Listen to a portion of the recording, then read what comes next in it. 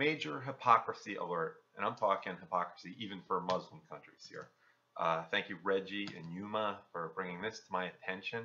There was an article that came out at rt.com, Russia Times.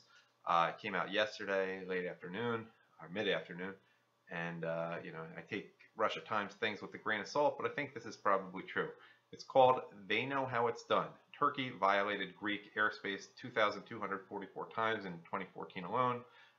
You all heard the story earlier this week, in which Turkey shot down a Russian plane that may or may not have been in Turkish airspace. That's disputed, but we know the plane came down in Syria.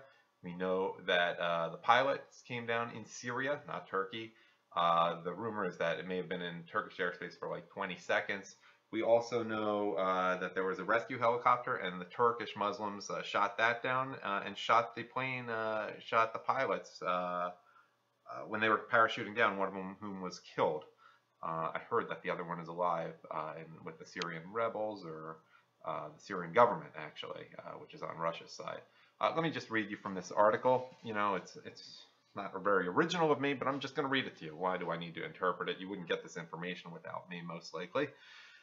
Here's the article. Turkish claims that the downed Russian Su-24 jet violated its airspace have sparked outrage among Greeks, who took to social media to say it is a clear-cut case of double standards, as Turkish jets reached Greek airspace 2,244 times in 2014 alone. They wondered what would happen if Greece had authorized engagement of Turkish aircraft, which breached the country's borders on a regular basis. There is a tweet there by someone named Odd, I'll put that up, which includes the lines, Moliviatis emphasized that Turkey did not need to send 40 aircraft a day across the disputed airspace to make its political point. They could have, he insisted, send one flight a week and accomplish the same purpose. Interesting. Then there's a tweet by Grant Terrell, which says, Turkey know all about flying into other nations' airspace. They have form in this regard. The one that I originally posted, that I'm using as the thumbnail here, Harry Theocharis, Turkey has been violating Cyprus for 41 years. Greece airspace 15 times daily, no problem, and he has that at NATO and at the White House. You can guess what side, Muslims versus Christians, Barack Obama is on here. That's my editorializing. The article continues. On Wednesday, the Protothema newspaper released the numbers of breaches, saying the Turkish Air Force is usually reluctant to share any details when it comes to such violations. The newspaper quoted University of Thessaly statistics. Based on the Greek military's count, there were 2,244 violations in 2014, an increase from 636 in 2013.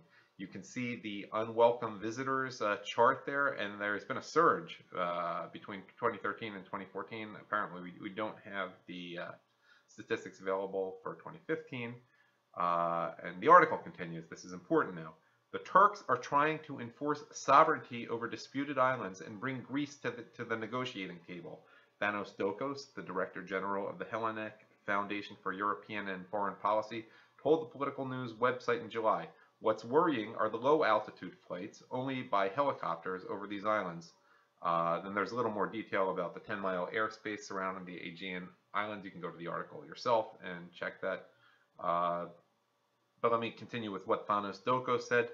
In the care of air incursions, you have to react. It's very hard to unilaterally pull back from a situation of military aggression.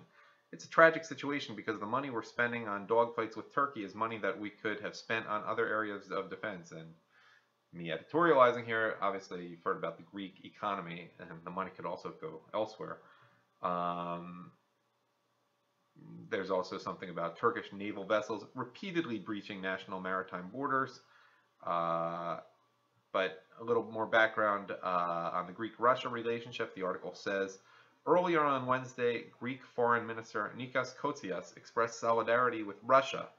And that's a historic relationship. They're both Eastern Orthodox Christian countries, or at least in Greece's case, formerly Christian, because I don't think too many people go to church there. Plenty of people do in Russia these days. Expressed solidarity with Russia in a phone conversation with Russian FM Sergei Lavrov.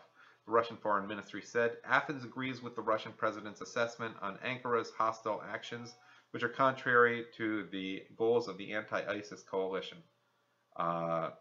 Greek, according to its foreign ministry, especially comprehends provocative moves by Turkey, given regular multiple violations of Greek airspace by Ankara lasting for years.